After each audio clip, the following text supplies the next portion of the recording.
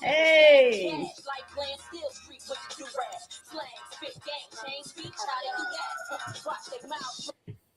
Good evening and welcome to another edition of Coffee with Tea. I'm your host, the amazing T Street. Now, tonight we got a different kind of show. I've been doing a whole lot of uplifting things and making sure that people, are healthy and well in their spirit and their minds and their bodies, that their health and wellness are in full effect. One of the things, particularly for women, that can damage our mental health and create emotional toxicity is when we have to operate in our giftings and then muddle through gender bias. You would think that in the year 2022, women who are in non-traditional kinds of fields wouldn't have to deal with gender bias. We're going to let my audience talk about their experiences with it. We got one more guest who's going to jump in a couple of minutes. She was teaching in a class and she's going to come on as well. We're going to talk about this issue tonight because as women, we need to figure out how we're going to address this so that we stay healthy and well, and so that we continue to thrive in our, not just survive, but thrive in our careers, and that we address it, because the only way that something can be fixed is if we're willing to face it and address it. And so, having said that, I'm going to turn it over tonight. We're going to have a good time, y'all. I got two amazing guests. A third one is coming in a couple of minutes.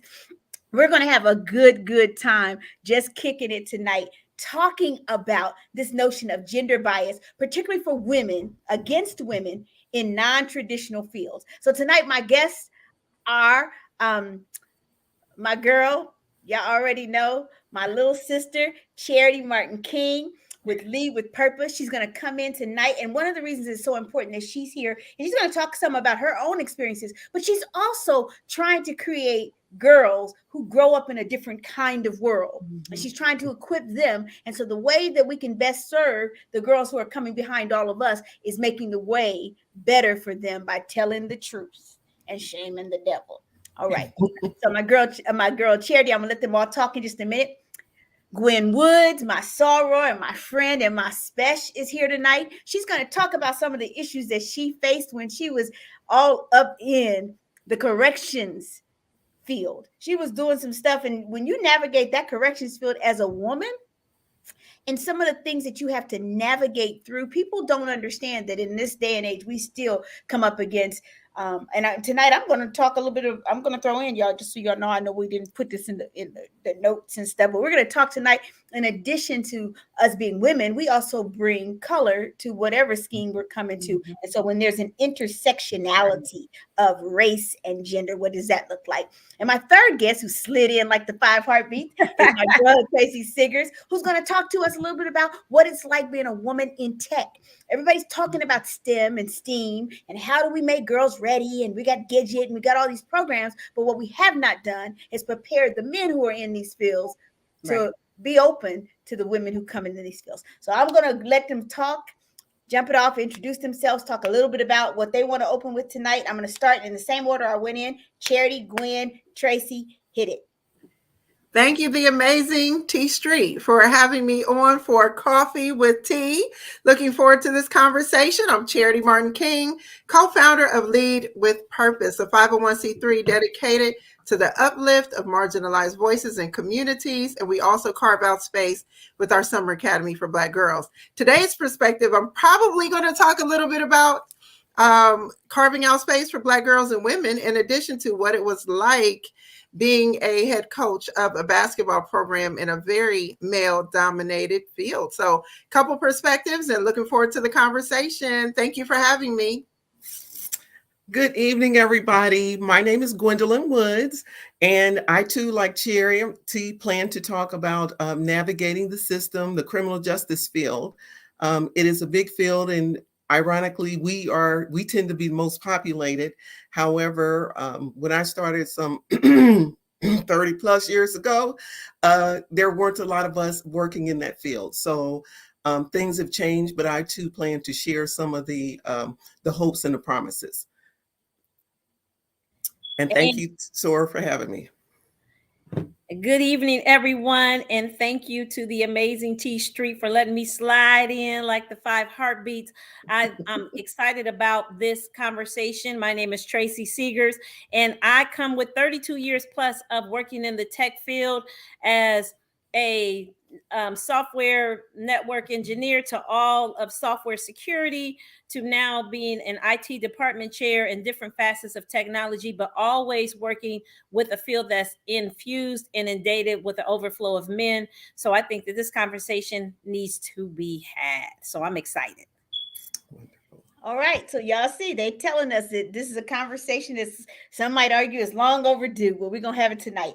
Um, you all told us a little bit about yourselves and sort of the field in which you sit and the place and how you show up in those spaces. Why is this topic of gender bias important to you? Give me some definition of how you define gender bias.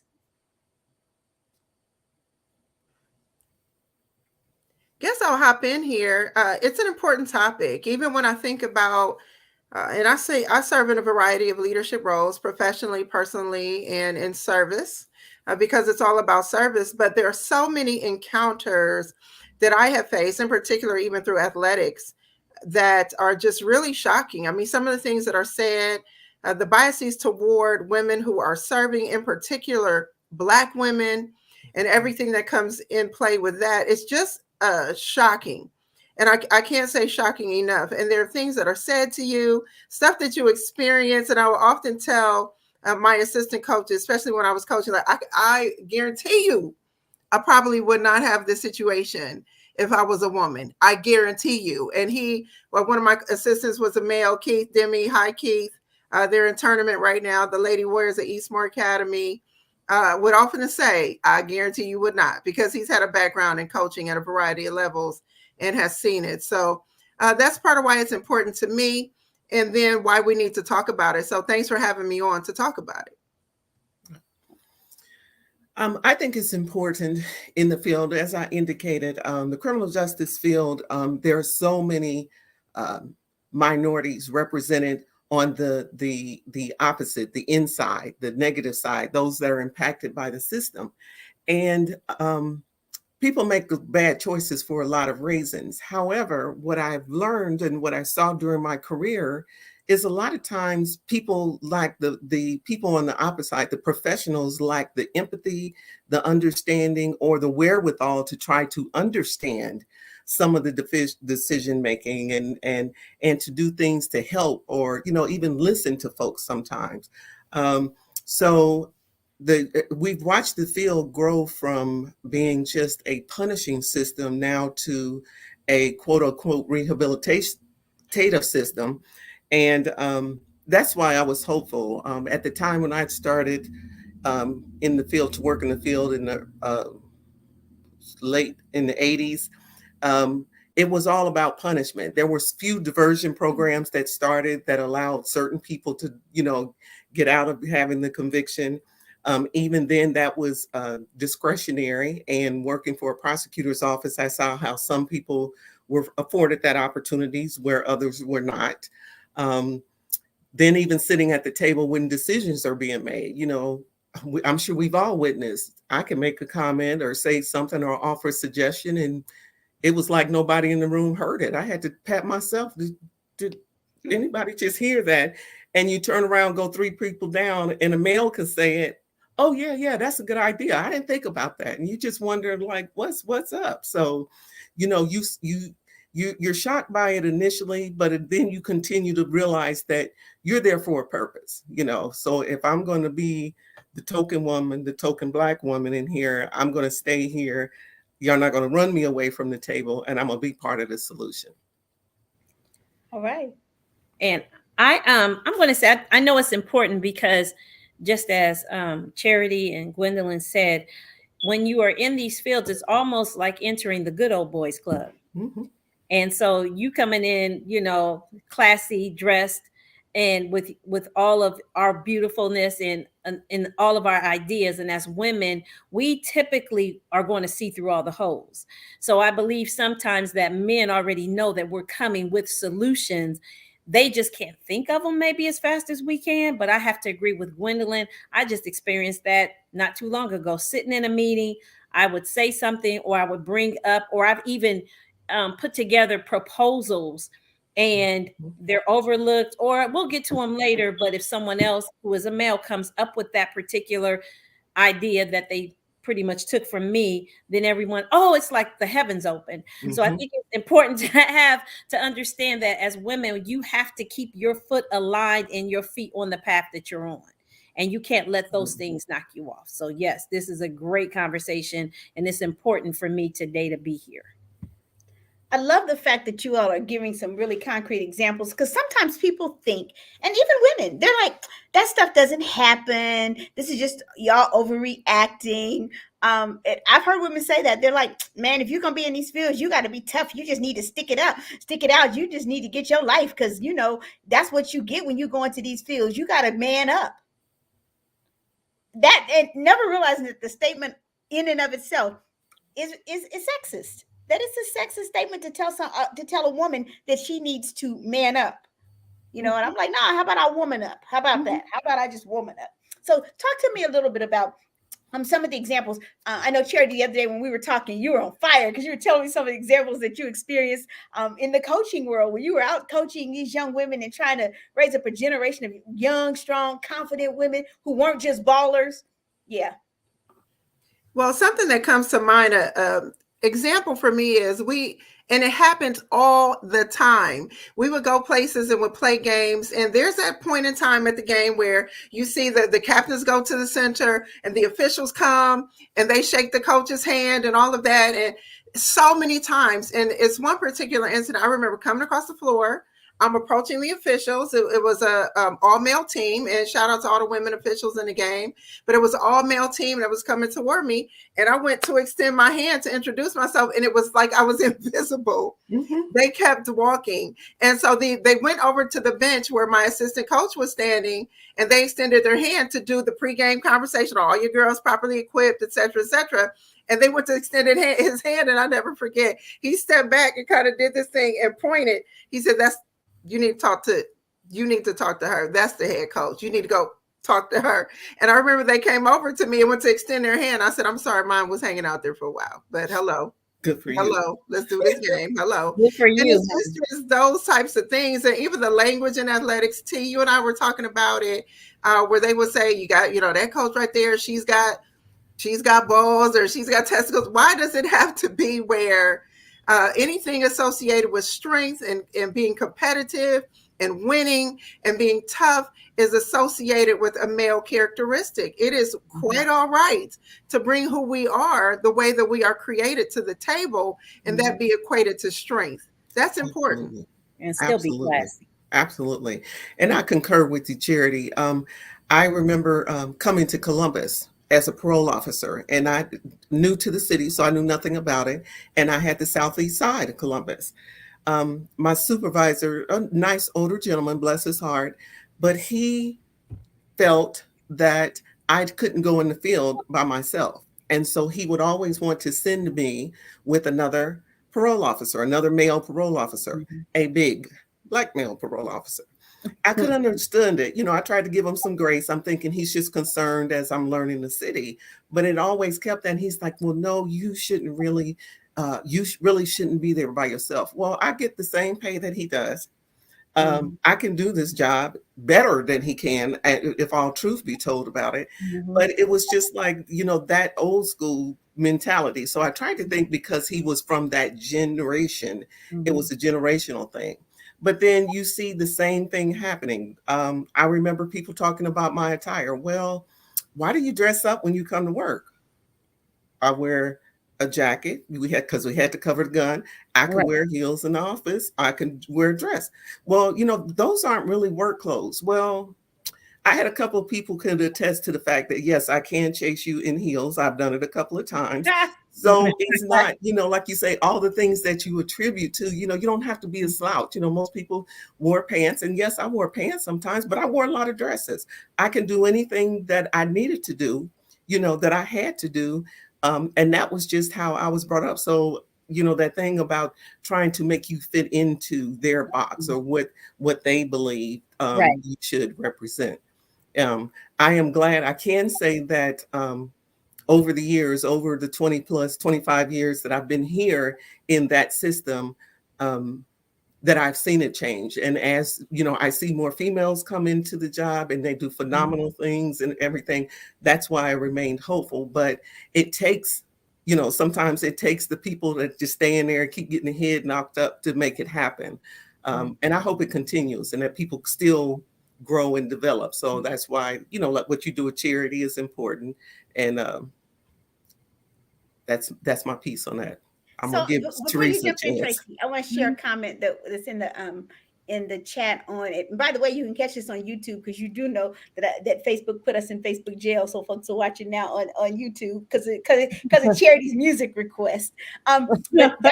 Blue said she's had to publicly call out bad male behavior. And Charity, in response to what you were talking about, why does the male characteristic have to be, the thing that's associated with strength? And she said, and not just a male characteristic, but a male body part.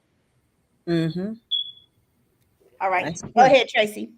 I think I was listening to something Gwendolyn said, and I think it's amazing to me.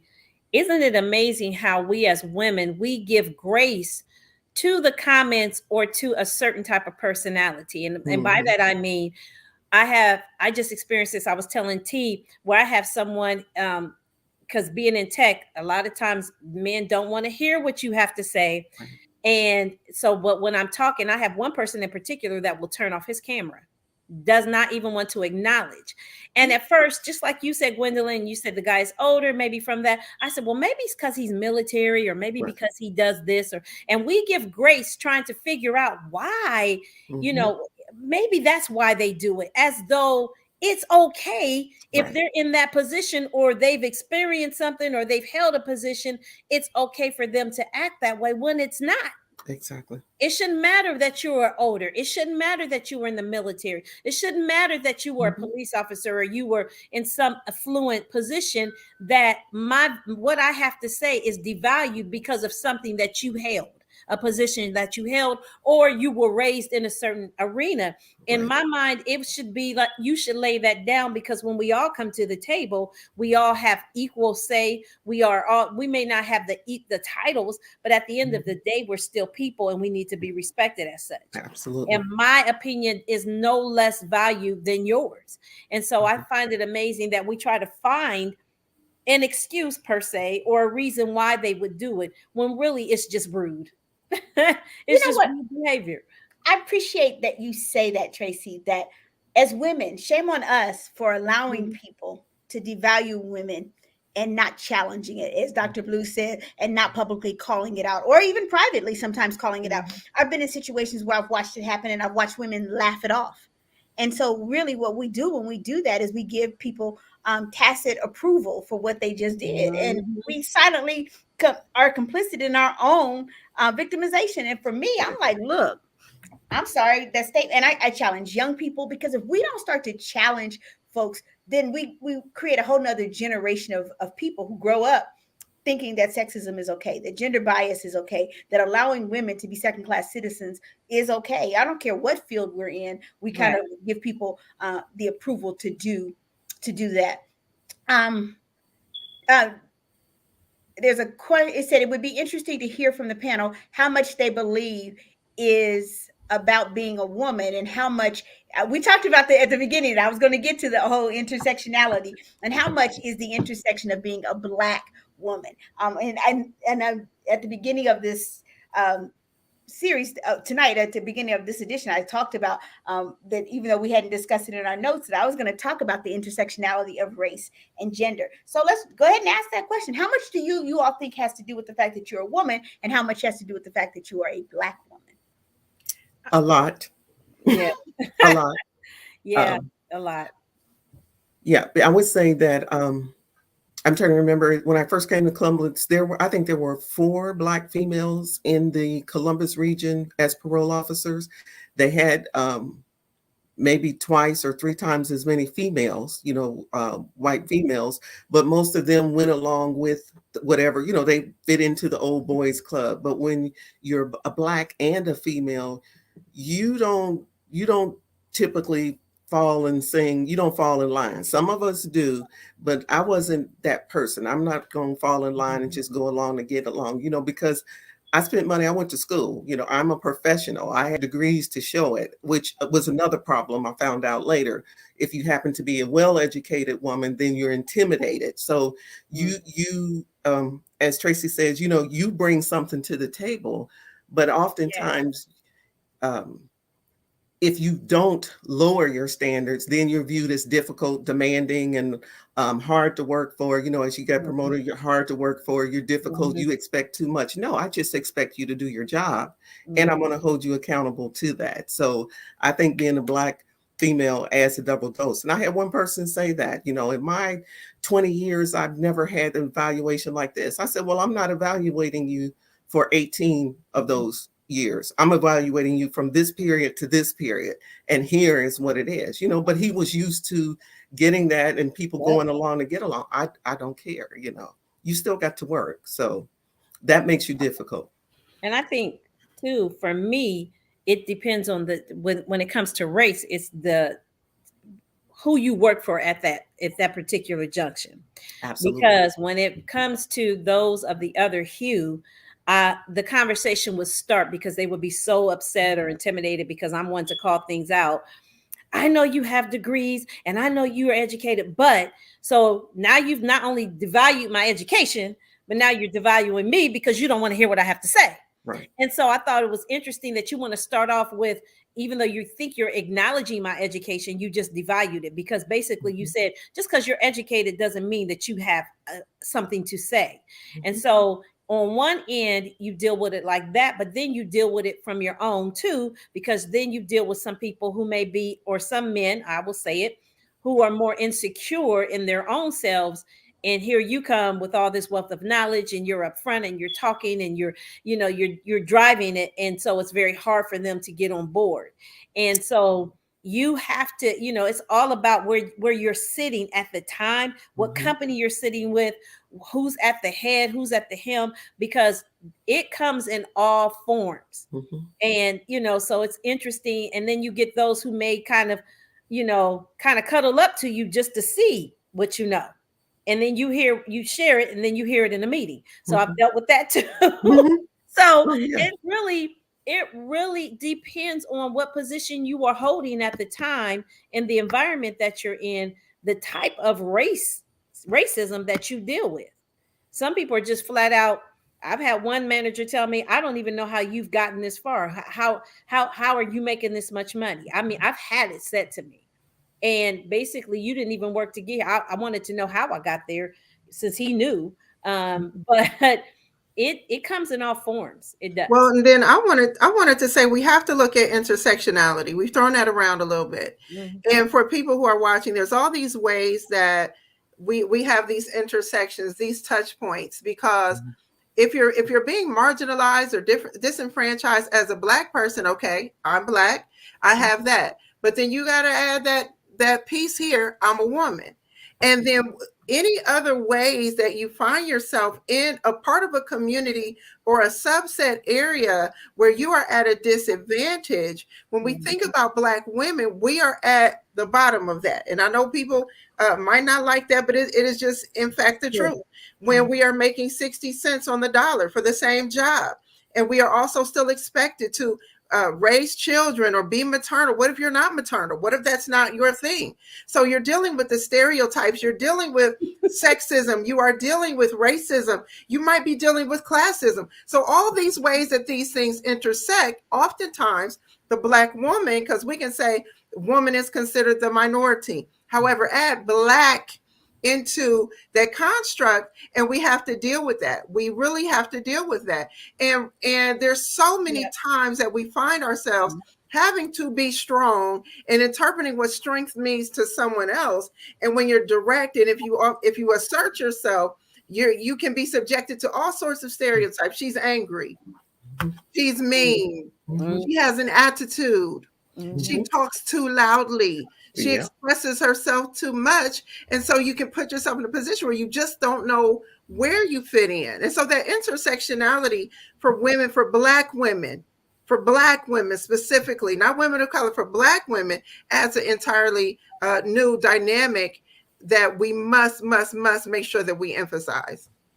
I appreciate the conversation around intersectionality, because what we know is, this is not a new phenomenon, nor is it a new concept. I love the fact that everybody thinks that because their generation is talking about it, it's new. When I was teaching women's studies in the late 80s, early 90s, there was a book of an anthology of Black women's writings that was titled "All the Women Are White and All the Blacks Are Men, but Some of Us Are Brave." Because anytime we're talking about the Black experience, most often people generalize the Black experience to be that of men.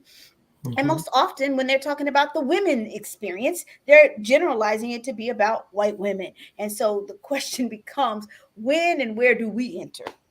To paraphrase a book titled by Paula Giddings, when and where do we enter? And so it's when and where we enter these places where people might argue we should not tread in tech, on basketball courts, in criminal justice, the places where people have, and I will argue in public speaking, you can throw a rock and hit 50 million male speakers. I'm an anomaly, and people always ask, like, T, why are you so? And I said, because there's so few of us. There's so few speakers, and there's so absolutely few Black speakers. Yes, well, I will. Then I'm sure. Can I put the title of the book in the chat? I'm happy to do that. And then I'm sure there's ways, Amazing T Street, that when you show up places, that you've carved out spaces for other women, for other Black women, for other speakers, because of what you have encountered. Because the other part of what you just said is there's this thing that we have to be perfect, this idea that we have to be perfect, because you know that because you got that opportunity, you can't blow that opportunity. The stress is a little bit higher. For a woman in a leadership role, or a woman who is carving out or charting a path, because you know, whether it's said or it's unspoken, that if you blow it, it's somebody else who might not get that contract or that position or that opportunity because of what you've done in the seat. Absolutely. And it happens all the time. There's so much, and I'm trying to go back and catch up with so many good things that you talked about. But you navigating that space and where you sit, because if you stay there, and I'm sure everybody knows that as you move up, you've had to have somebody be an advocate for you, and as you continue to move up, you get people behind you to become your advocate. And it's really interesting in that sometimes as you move up, you're I can say in our agency, it was maybe one or two Black faces at the big table at the same time. It was like you couldn't have more than two. Our joke was, if it was more than three of us, that's a gang. What you're doing. Mine is, if you got more than two, it's critical mass. That's it. It's important that as you get up, but you've got to realize that your base, you automatically, when you do your work and you have to prove yourself and do all of that, then you do get some of those same white male people.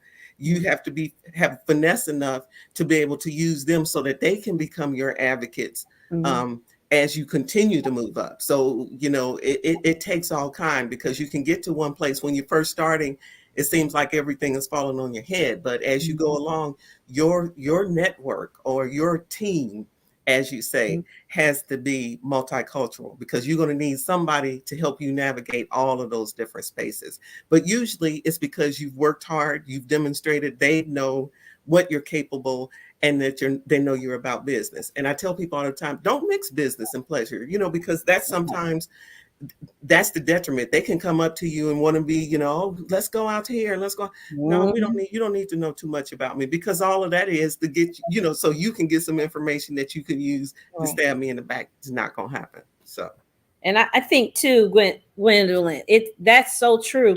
But it's almost kind of, you're damned if you do, you're damned if you don't, because when they want you to, let's hang out, let's go out, and you're like, kind of no, standoffish, then you're unapproachable. Right. You don't want to talk, and so then they come up with that, because now you're not letting them in that inner circle. Right. And so of you, the inner circle of you. But when you do, they also, I've watched them also use it against you. Absolutely. And when it comes to African Americans pulling each other up, and he's still one of my good friends today and mentors.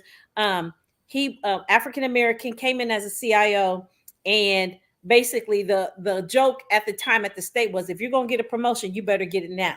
And I remember he made it. He didn't just give us what we earned it, and he promoted from within, and a lot of us were African American. And I remember something happened at the job, and he got into some trouble, and they put him on administrative leave.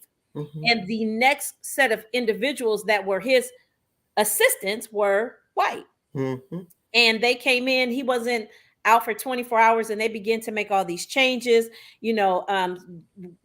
replacing us where they thought we should be, because they didn't want me in that seat as that lead security person. So they had started making changes, and that was within 24 hours. And by the end of the week, he was coming back. And so when he came back, they had to explain why are you changing this? And it really kind of opened his eyes as to how they were going to treat women, or how they were going to treat me, and things that they were going to do. And so it is amazing that even when we try to help each other, there's always some inner workings in the background that says, if there's a window of opportunity to put them somewhere else, I am, because I don't want them to have it. Right. I don't want them to be there. If you're it seems to me, and I don't know about any other field, but in technology, if you're in a position of serving, where I say maybe you're doing help desk, or you're doing something that is not in their arena per se, that's okay. But if you start to move up into the ranks, that's when you start to see the pushback. That's when you start to get the comments, and I've seen that a lot. I've seen that a lot. I could tell you one, you're so right. I remember one person, a section head or superintendent, told me when he found out, he heard somebody told him that I was pregnant, because people kept asking for a long time. And again, this was just in the 90s. And it amazed me that a lot of people weren't, whatever. And he said, "Oh, well, I hear you're expecting." I said, "Yes." He's like, "Well, congratulations. We had some great things planned for you." I said, "Had?" Oh, wow. Yeah, he boldly said that. This was like, man, he boldly said it, and he didn't flinch. And I know he meant it. I knew there were, a couple of things that were coming up at that time. And I'm sitting here, I've done everything that I need to do. And he boldly said, "Oh, we had some aspirations for you." And I kept that in the back of my mind, and I thought, you wait, don't let me not get this job. I'm gonna have yours. Right, exactly. So hold up. I want to ask you, by the way, if you are up for trying to win tonight's $25 gift card to Amazon, I just put the job form in the chat. Go on the link, put your name in. Let's draw some folks tonight. I think we're going to do 2 at the end. So by all means, go in and click on the link, and all you got to do is drop your information in. It's really easy to do. The link is in the chat. But I want to move us. I want us to talk. Often we talk about the problem, but we rarely ever get to the solutions. What are some strategies and advice that you all have for some young women who are coming up in non-traditional fields, for how they navigate gender bias successfully? I would say if you have an entrepreneurial spirit, do it, because it is better to be able to give a job than have to be forced to go get a job. And then there are some who do both. And we often tell girls, I saw a stat about a year or so ago that 80% of small business new creation is happening by Black women. However, on the flip side of that is that Black women have the least amount of access to capital, including grants and loans and crowdfunding. So there are all these creative ways that Black women are doing things to fund the entrepreneurial spirit, donations from family, or some crowdfunding initiatives, making things and selling things. So, and we know that a capitalist society depends on someone working, someone not working. But if we're talking about the system working, Black women are critical. Women are critical to the system moving forward, to the jobs, to employment that helps you take care of your family, take care of yourself. So if 80%, but they're having the least amount of access to capital. And then if it's not you, help fund another person's business. If you can cut back on something that you're spending, some shoes or something else, but you see a young person, or you see a woman who's trying to do something, sow a little seed.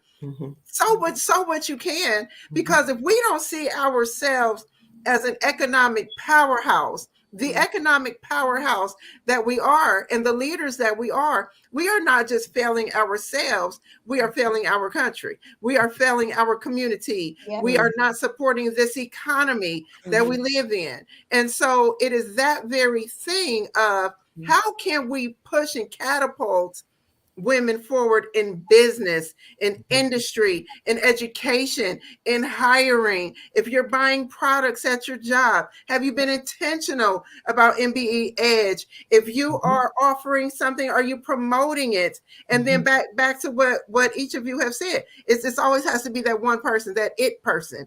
Everybody wants their Kamala on the job, and there can only be one. We need to stop doing that kind of stuff and create room and create space. And then finally, I want to shamelessly say mentorship. Yeah. We got to take these. We got to mentor other professionals. One of my mentors, who's right here, the amazing T Street, who says, Charity, hey, I'm going to need you to do this, or I'm going to try to create some room for you here. We have to do that for each other. And mentorship isn't always a young person. Sometimes somebody older than you, your same age, and we have to do that. We have to do that. I'm just going to keep it real and go back to when my mother told me, for especially young women, two things. And I'm just going to be transparent.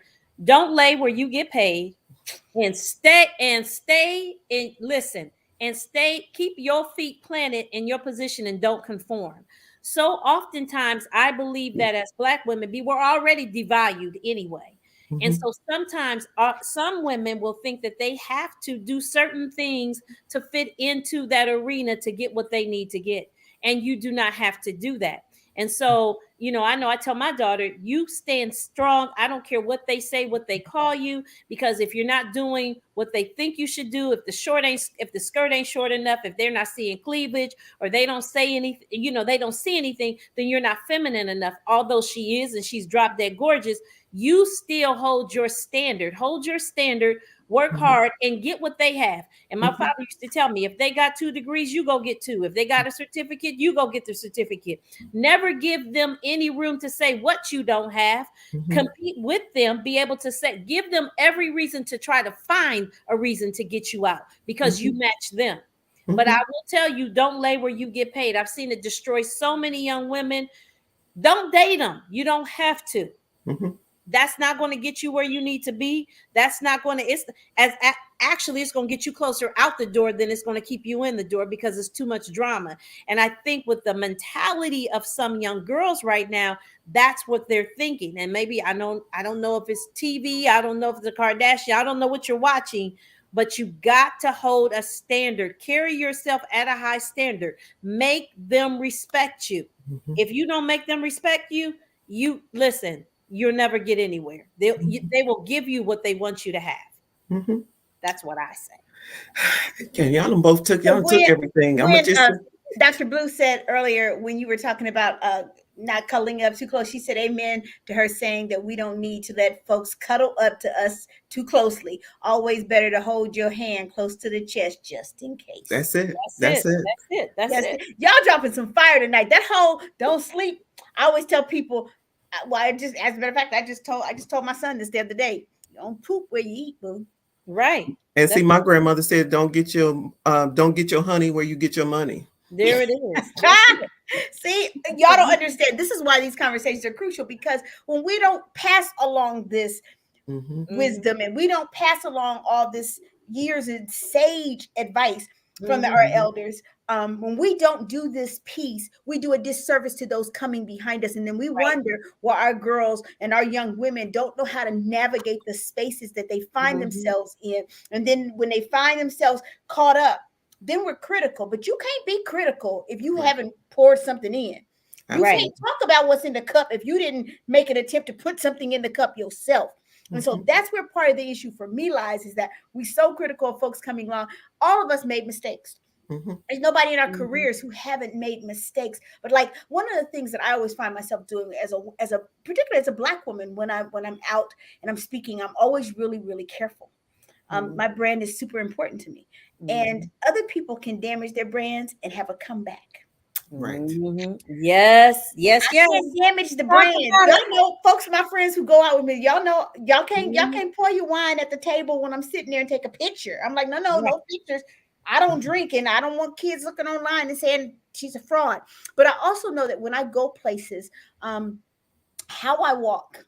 I'm going to Mhm. a conference, a convention in 2 weeks, in Reno, and I'm the only Black woman vendor speaker there. Mhm. And how my booth is set up and how I engage is critical, Yeah. because when you're the only one in the room, how you show up matters. But one of the things I'm really clear about is I always show up as authentically me, because Mhm. I do you a disservice if you think you're getting one thing, and then when you get to know me, I'm something else. So at the end of the day, people always get to see who I am. So you show up with the same face all the time. Some Patty Yates says this is a powerful dialogue. We need to figure out now how to expand this dialogue. I agree with you, Patty. We need to figure this out. How do we take this bigger? And one of the ways that you can do that is encouraging people to subscribe to my YouTube channel, because the more people you have on your YouTube, the greater opportunity for you to expand your audience. And so that's why I appreciate the folks who come on and don't watch it on Facebook. I'm kind of glad Facebook put us out tonight, because everybody who's watching, most of them are watching it on YouTube tonight, and I appreciate that. So how can we make systemic changes that will help to end gender bias?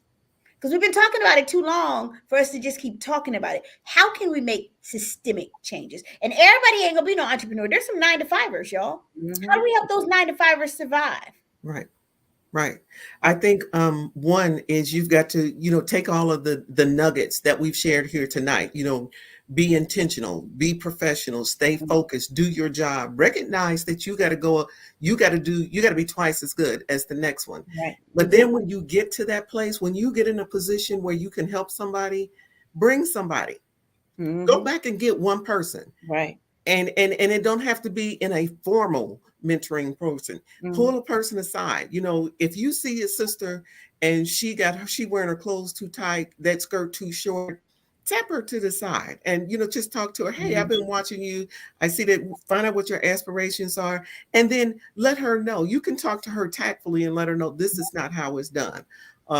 So I think that mentorship piece and that bringing somebody along is very, very important, Mhm. because remember, if you get to the top and you're the only one and they knock you off and you haven't prepared somebody That's behind you, right.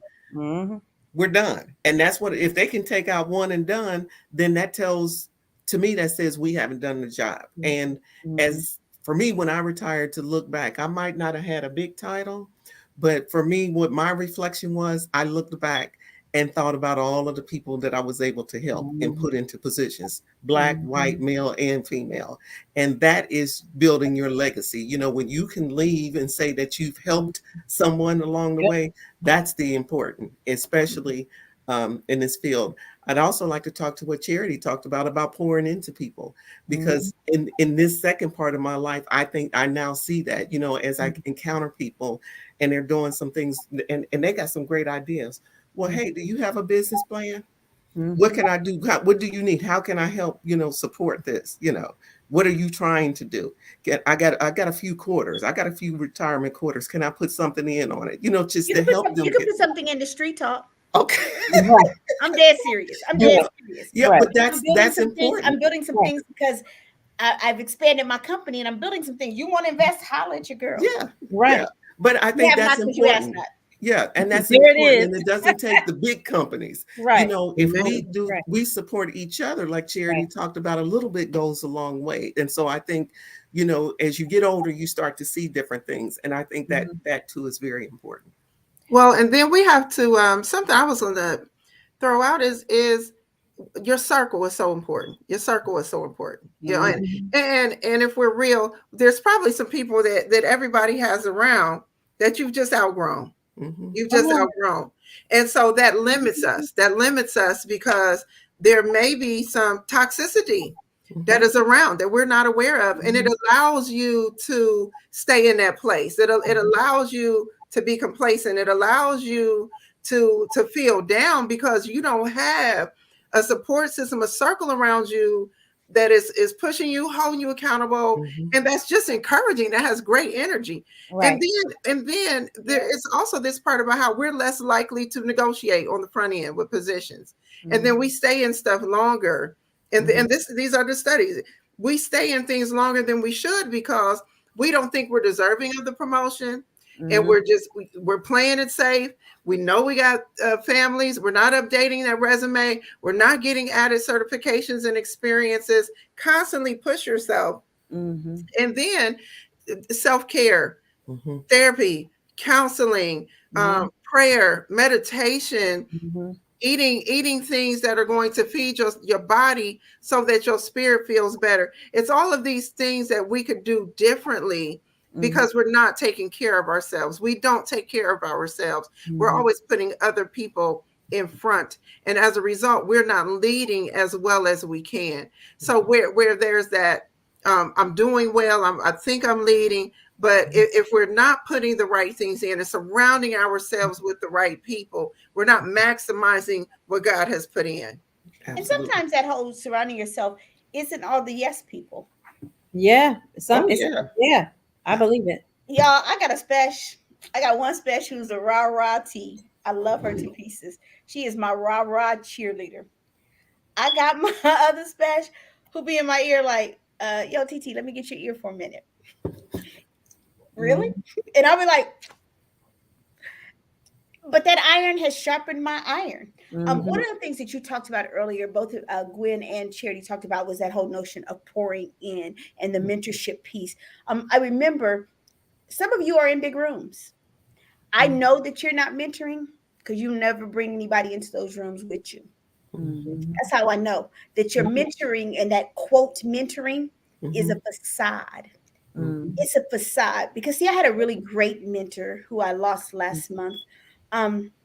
For 24 years, Kathy SB told me that when you mentor people, you have to make sure that they're in the room. Absolutely. I was making $21,750 working for Teen Institute after having taken a $55,000 pay cut to go work with kids. And every time she would invite me to stuff, Women of Achievement, Woman to Woman. Y'all know them tickets ain't cheap. Them tickets $125 a pop.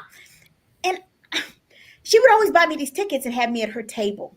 You're sitting at my table. And if you know Kathy, you don't tell Kathy no, you just do what she tells you. No, you don't. Right. And so one day I got the guts to ask her. I was young. I was like, I think at that time I was about 32. I was like, why you always buying my tickets to stuff? You act like I'm indigent. You don't have to buy my ticket. You can invite me and I buy my own ticket. She looked at me like I was crazy. And she said, I thought you said I was your mentor. I said, well, you are. She said, when you mentor people, you have to always make sure that they're in the room. I'm going to need you to be quiet and take the ticket, and I'll see you at the event. Right. I like that. But it Right. wasn't just at events. It was in important rooms and quiet rooms, and when people were having small conversations, so I could understand the backdoor politics and making sure that I was always in the room. And Mhm. so when we do that piece, one of the ways that we combat gender bias is not having the same bias that other people have about us. Right. Absolutely. Because sometimes we practice Oh gender yeah. bias. Yeah. I've heard women tell me Yeah. that they won't go to a woman doctor. Every single one of my physicians, my eye doctor, my primary doctor, my gynecologist, every single doctor, my therapist, every doctor that I have is a woman. Mhm. Hmm. Because what's the message if we then don't also value who women are and we send the message that women Right. are less competent? Because when we send those unconscious bias messages, even Mm-hmm. though I don't think it's unconscious when we say stuff like Right. that, when we send those messages, how is that any different Yeah. than when men send those same messages about women? And I agree. I think that what you talked about with mentoring, T, and T has taught me well about mentoring, but being intentional about your mentoring. And, one thing that T taught me is you can't mentor everybody. So you have to pray about the selection and Mhm. really understand and talk, really be intentional about who you're mentoring and what and how you're going to bring them along, because some people want to be mentored, and in a sense some young ladies, unfortunately, they want to be mentored, but they only want to be mentored the way they want to be mentored. Right. They don't want to hear the hard stuff. They don't want you telling them anything. They don't want, Tracy, you were wrong, how many times has T told me, "Oh, you got to eat that one, girl, because you was wrong for that," and then and be okay with them mentoring you, Mhm. and so you have to be intentional about who you're mentoring and who you're bringing in the room, because some individuals, I've watched it, I know they don't want to be, they want to be mentored, but they don't want to be in the room, because being in the room means I got to be accountable. Right. Being in the room means I got to be willing to sit and watch, listen, and learn. And do I really want to do that, or do I just want stage presence? Because Mhm. that's what happens. And I think as we move forward as African American women, understanding that when we bring women in the room, who are the women that we're bringing in the room? And then did God tell you to mentor them? He may have told you to, give them some advice, but that doesn't mean they're supposed to come on this journey with you. Well, and And then so, I'm gonna add to that. I'm gonna add to that, come Tracy, is on. that you gotta also tell your mentors thank you. Yeah, Right. exactly. There's mentors that I've said, and the amazing, I send a text say, I did this. You Mhm. told me to do this. Yeah. I did this. Thank you for telling me to do it. Right. I followed your instructions, because that's important too for mentors, because one of the things they don't want to do is keep spending time with you and not seeing any growth. Right. So, and so that's right with what you're saying, Tracy, about Mm-hmm. being receptive to it, Mm-hmm. tabling any ego stuff and saying, okay, you know what? Let me do what you said. Right. Because to have a mentor is a beautiful thing. It Mhm. It's is. a beautiful thing. And the time that they take to see and cultivate your growth, tell them thank you and follow up on what they say. I report back. I report back to mine. I say, this is what I did. Right. Mhm. So And sometimes you might have to teach them how to say thank you, because Right. they may not even know to say thank you. That may be a part of their mentoring journey. Hey, when someone does something for you and they're doing it great for Yeah. you, you have to say thank you. It you Mhm. you may not have the money to buy a gift or it, but just say thank you. And that may be a part of their mentoring, because I don't even know if some young ladies understand what it is to have a mentor, but then to circle back around, like you said, and report back and say thank you, and learn your mentor, Right. watch them. I watch everything T does. She even Mhm. she doesn't know it. And Right. I listen and I take those nuggets and I store them, because at the end of the day, the mentors that I have, when I those nuggets, you put them in your little back pocket, and then you Mhm. can pull them out and say, you know what? Ooh, they did say this. Ooh, Mhm. they was right. This okay. I know how to navigate it this way, and Right. and be receptive and be open to it. You have to be open to it. And so when I'm talking to young ladies and I'm starting to set them up, I'm like, you got to have an open heart and willing to do it. Because if Mhm. you close your heart off to it, it's like that one, is it that one example? A closed fist, you can't get anything in it. You can't get any money in it. You can't, a closed hand, nobody can give you anything. Right. So if you're closed off, then nobody can pour into you. They can't bless you because you're so closed off. So a part of the mentoring may be to show them this is how you're mentored, Mm-hmm. and not telling them what to do, but showing them and saying, okay, this is how we move through this journey. Right. Because some people don't even know how to accept it, how I'm to going to jump receive in it. Go ahead. because we got a couple of comments. I want to make sure Okay. somebody talked about earlier about people don't always know how to be mentored. My friend Mary Blue, who is one of my spiritual mentors, she wrote a book called So You Want to Be Mentored, but Can You Handle It? Come on. So buy the Mm-hmm. book, y'all. I'm telling you. So you want to be mentored? Can you? And Patty said something earlier in the chat when we were talking about that notion of how women sometimes are the blockers to other women. She said, "I think society has set us up to be skeptical of our female counterparts." Mhm. Absolutely true. Yep. Very Yep. true. Very, Y'all it's know like how the many times crab. I don't trust women. I'm like, really? I always feel sorry for people when they say that. I'm just gonna Well, pour my heart. sometimes it's sort of like that crab in the barrel syndrome, Yep. and we see somebody, we getting ahead of them, we're gonna go tear them down. And but realize, like I've always said, had to say to some people, it's plenty of room for all of us at the table. Yep. And everybody has a different role. Everybody's not meant to be at the table, but if you are, come on, I'm gonna help make a seat for you. Mhm. Um, and if you can, and then when I leave and go to the next one, because I want to make sure you here, so then I'm comfortable going to the next spot, because I know you here and you gonna hold it down, and you're gonna do the same thing for somebody else. And that's how it's almost like Chinese checkers. And I know I'm dating myself, but you line the marbles up all around the board, so then when they look around, you already got you got your team. It's all there. And people don't always need to know who's on your team either. Come on. People talked about the circle. Everybody don't need to know who is in your circle and Right. who's in your back. That's it. That's it. Huh.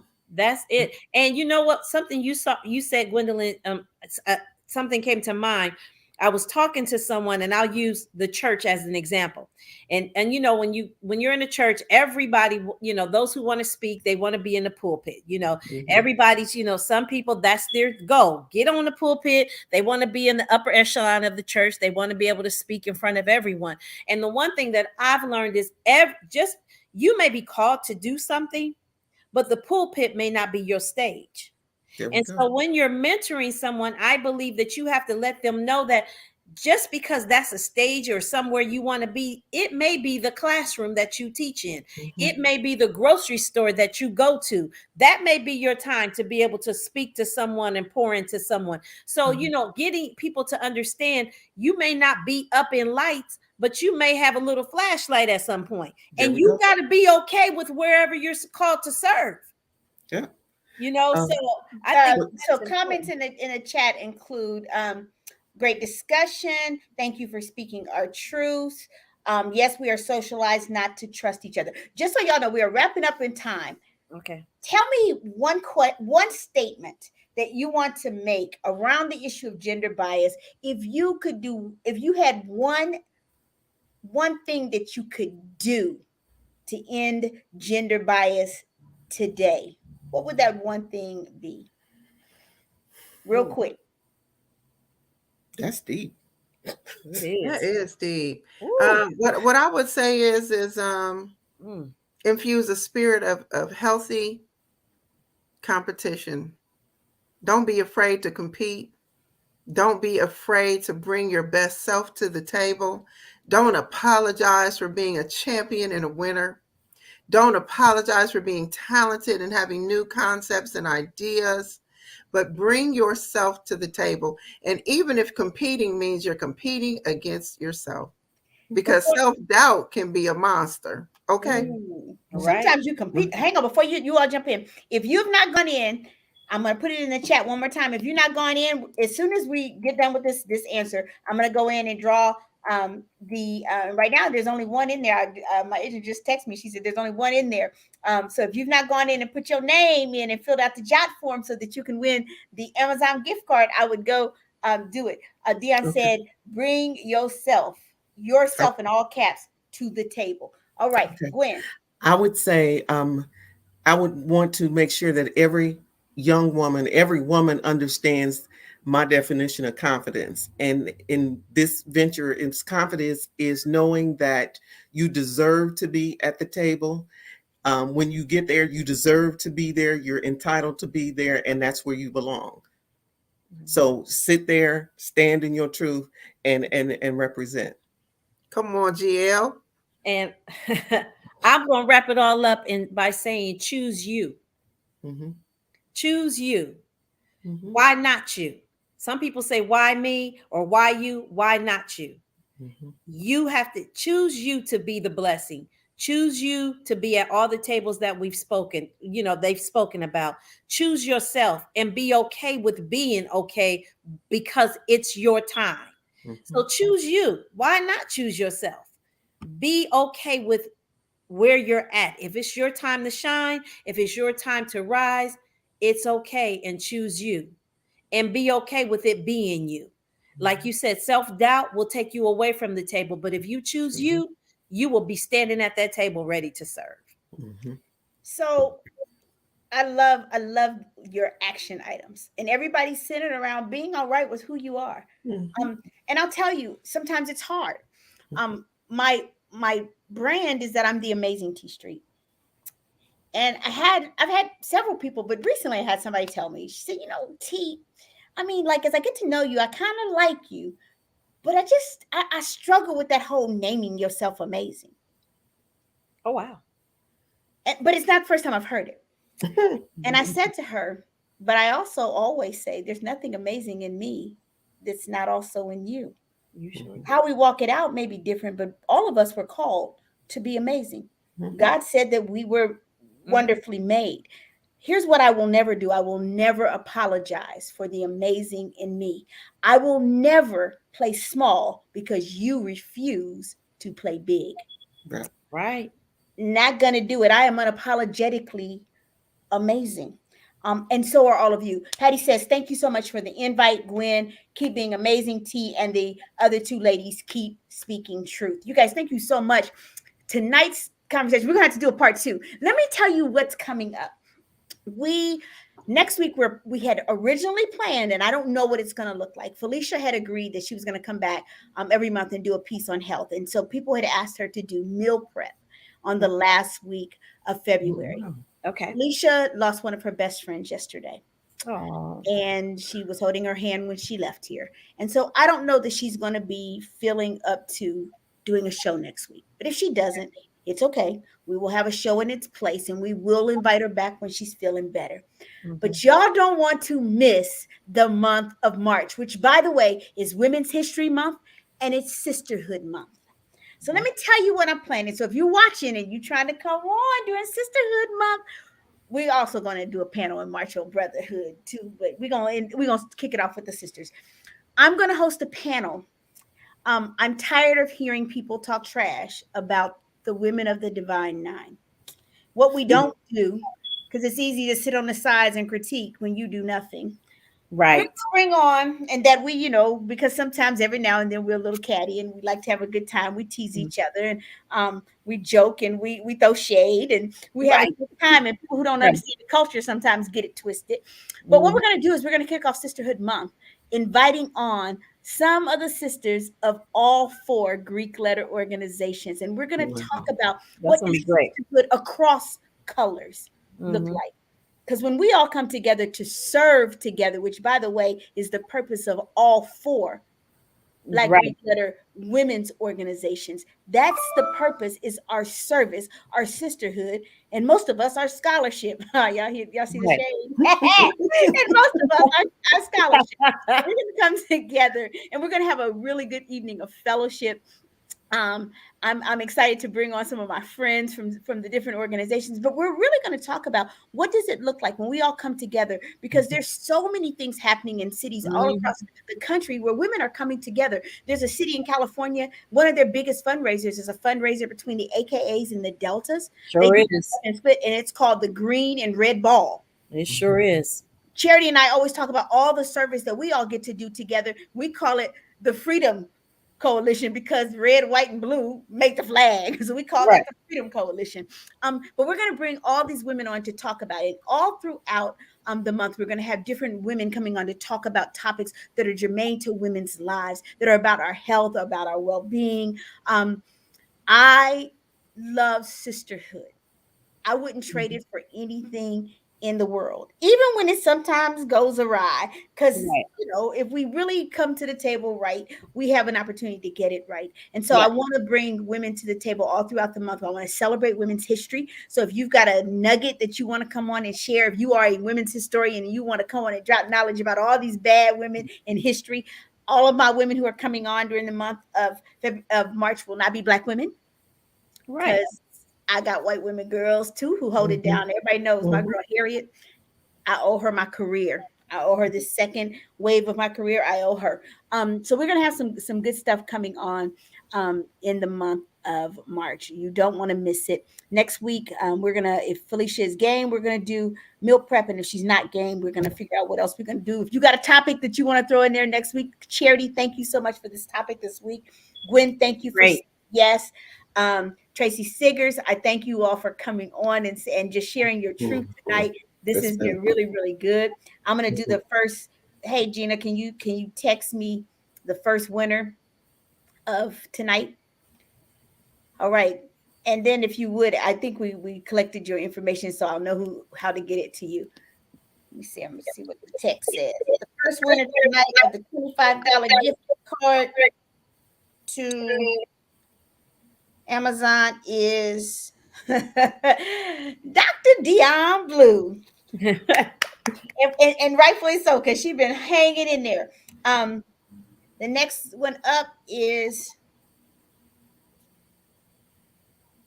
Tykia Wright. Hey, Delta's in the house tonight. Hey, I don't choose those. And by the way, my agent is not Greek, so she don't choose them either based on any of that stuff. I do want to shout out the two businesses that donated prizes last week for my show. Jay Cherie's Sweet Treats. If you've not purchased anything from her, if you're trying to do something charity in blue and white, girl, she will hook you up. She will get your letters on pretzels. She will. Tracy has ordered from her. All these folks I know. Jay Mhm. Cherie's Sweet Treats. You talked earlier about sewing into people's businesses. I want to shout them out again tonight. And then Uniquely Naturally Made. I see that Tamika is on tonight. She donated a shirt and a mug last week.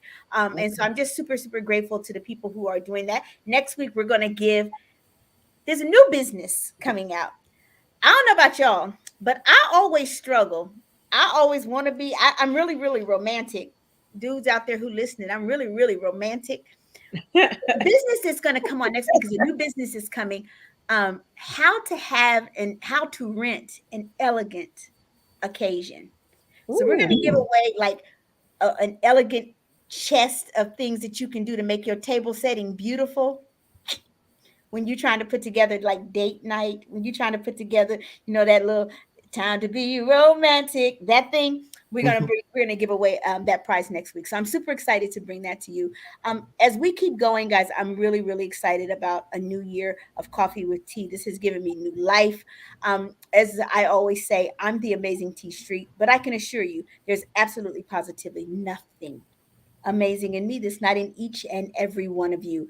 I charge and I challenge you to walk in your own amazing. And tonight I charge you to stand against gender bias. We have chosen each other in the edge of each other's battles. The war is the same.